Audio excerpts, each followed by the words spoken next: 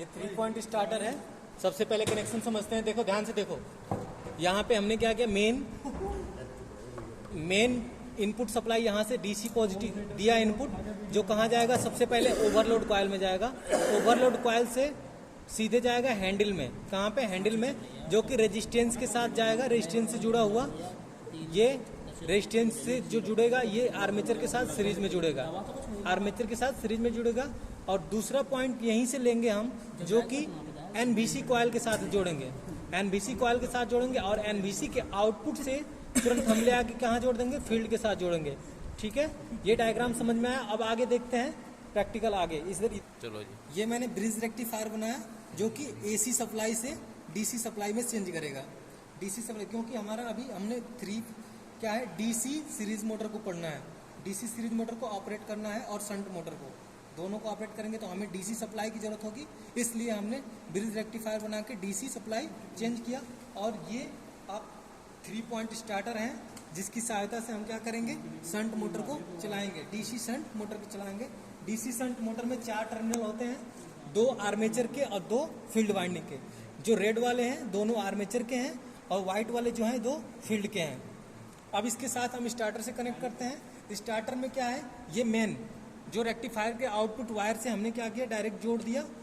Main L positive को दिया। L positive अंदर से जुड़ा है, स्टार्टर के अंदर साइड से जुड़ा हुआ है। ये यहाँ से जुड़ा है हैंडल के साथ, और हैंडल से साथ जुड़ा हुआ ये स्टड से, स्टड के पास आएगा।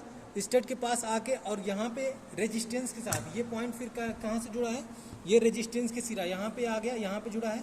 ये किसके साथ जुड़ेगा, मोटर के आर्मेचर के साथ जुड़ेगा। किसके साथ, मोटर के आर्मेचर के साथ। तो ये मोटर का पॉइंट, इसे हम क्या जोड़ेंगे, ये वाला निकला हुआ वायर कहाँ, आर्मेचर सिरे में। तो हमें इसको जोड़ दिया रेड वाले में, मोटर के डीसी शंट मोटर के आर्मेचर के साथ जोड़ दिया।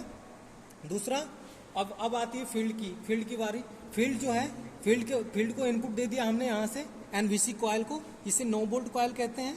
ठीक है, यहाँ से ये मैग्नेट बना के हैंडल को अपने पास चिपका लेता है। अब मोटर रन कर देती है। अब इसमें सप्लाई दिया हमने, क्या किया, एनवीसी को दे दिया सप्लाई, और एनवीसी के आउटपुट से हमने कहाँ जोड़ दिया, मोटर के फील्ड वाइंडिंग से जोड़ दिया। मोटर के फील्ड वाइंडिंग से जोड़ दिया, मोटर के फील्ड वाइंडिंग से जोड़ा। अब हमारी मोटर को क्या करते हैं, अब रन कंडीशन में हो जाएगी, रन करेंगे। ठीक है, अब हम क्या करते हैं, मोटर को सप्लाई देते हैं। मोटर को क्या करते हैं, एसी सप्लाई से डीसी कन्वर्ट करेंगे। क्या करेंगे, एसी सप्लाई से डीसी में कन्वर्ट करेंगे।